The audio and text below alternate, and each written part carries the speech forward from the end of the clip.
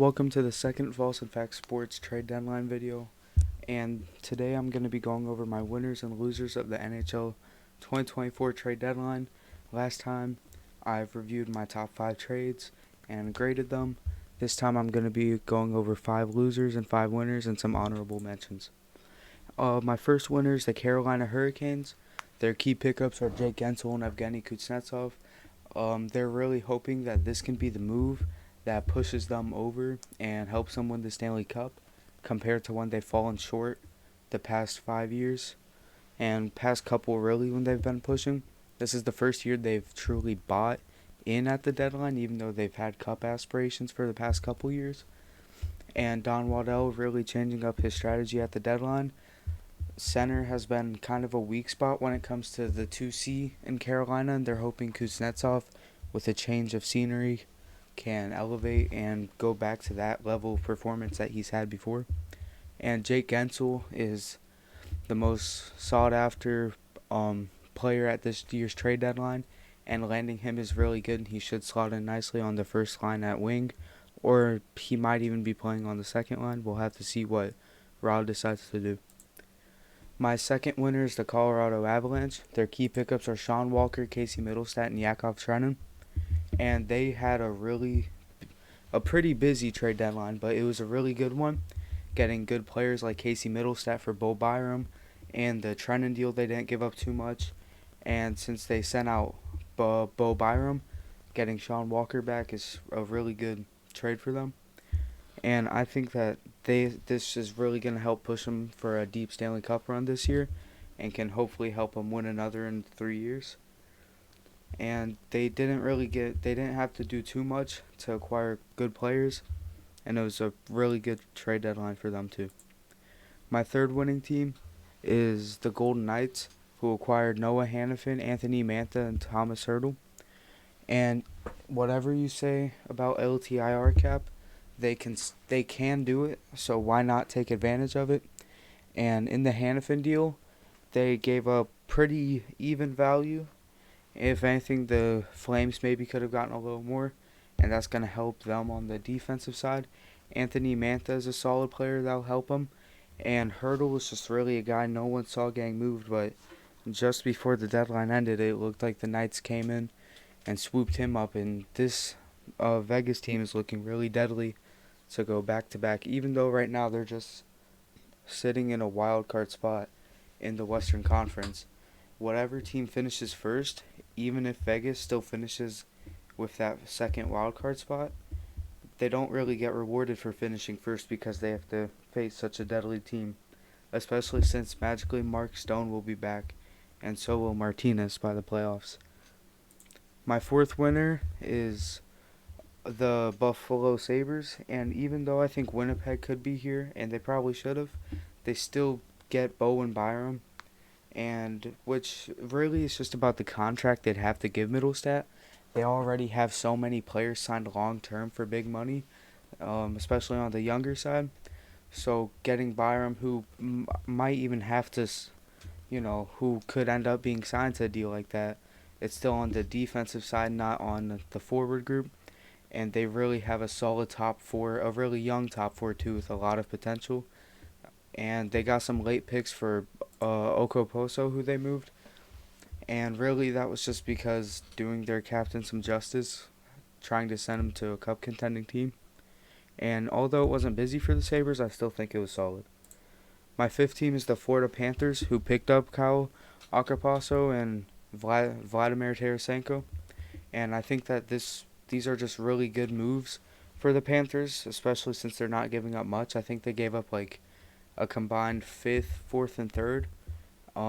I could be wrong. I know for sure a 3rd and a conditional 4th. And this just really helps out their depth. And it's going to really help them for a playoff push and a deep run like last year to hopefully put them over to the Stanley Cup line. And I think that this is just it's not like super big splashes, but I still think it's really solid trades that's going to help the Panthers. My first loser is going to be the Rangers. Even though Wenberg and Roslovic are very solid options, I just think that the Rangers could have made a bigger splash and gotten a bigger player out there, which last year at the deadline they did that and they lost in the first round. But I just, with how strong the East and even the West has become, it just really seems like the Rangers might not have what it takes to come out of the East or even come out of the second round or something. And so just not making, it's really not about who they traded for because both these guys are going to be very solid for them. It's more about who they didn't trade for. You know, there's I would say Henrique is a better option than Wenberg, and Roslovic. There's some talk that he could move out to wing, just because he's not really a 4C type of guy. But I really just think that they could have made a bigger splash, and that's what would have helped them out a lot more. Even though calling them a loser just doesn't really seem right, they just didn't do much to become too much of a winner at this deadline. Our second loser is going to be the Lightning, even though they got Duclair, who is I think that's a great move. I feel like, the defense is still a little weak, even with Matt Dumba. He just isn't who he was years ago, and just feel like they probably should have went a little bigger spending on the defensive side and gone for a bigger guy. But obviously Vegas landed Hannafin. Maybe they could have tried to get Chikrin, even though he is a left shot. But I still think the Duclair trade is the Duclair trade is very good for them. While I think the Dumba trade was a little weaker and won't help them as much. My third losing team is the Bruins, just because they pick up Andrew Peeke and Pat Maroon, which really isn't that great of players that you're getting. I mean, Pat Maroon is solid and so is Peeke, but Peeke could have been a buyout option for the Blue Jackets this upcoming offseason, and they gave up a third-round pick for him at no. I want to say it was no retention, unless I'm wrong, and Pat Maroon he might not even slot into the starting six, which to be fair they didn't have to give up too much for him, but it just wasn't a very busy deadline for the Bruins. I will say they did win by not trading away Allmark. Even though they did try to, and from what it sounds and what reports have said, he vetoed that trade. But I just don't think the Bruins did much to help their chances of coming out of the East this year. My fourth loser, not final, is the LA Kings, just because they didn't do anything. They didn't do much to help them with the West Conference in the playoffs, but I can't 100% blame them just because of how their season has turned since the 2024 calendar year started. But I just feel like they still could have made a couple moves for solid depth guys, and it just feels like they literally did not do anything, and it seems like they might not even. They could end up missing the playoffs, even though I don't think they will. But I just feel like they could have done a lot more than what they ended up doing. My final loser is going to be the Senators, just because they didn't really do much. They could have tried to trade Chikrin, although it sounds like he likes it there. I just feel like maybe you try to get that value in case he doesn't resign. And they picked up a third and fourth for Tarasenko, which they just had no leverage there. And the Senators are just kind of cooked because, Tarasenko just chose where he wanted to go and they couldn't really do much about it. And they had no leverage trading him, but still you wish to get a little higher return for a guy like that. And they just didn't. And I understand not trading for any big name players because obviously they're not playoff competing, but you just still don't do too much to help your roster in the future either. And that's it for my 5 winners and 5 losers, but honorable mentions for the winners are Winnipeg, Nashville, and the Flames. Winnipeg had a very solid deadline, and they probably should be top 5 on this list, but I didn't include them.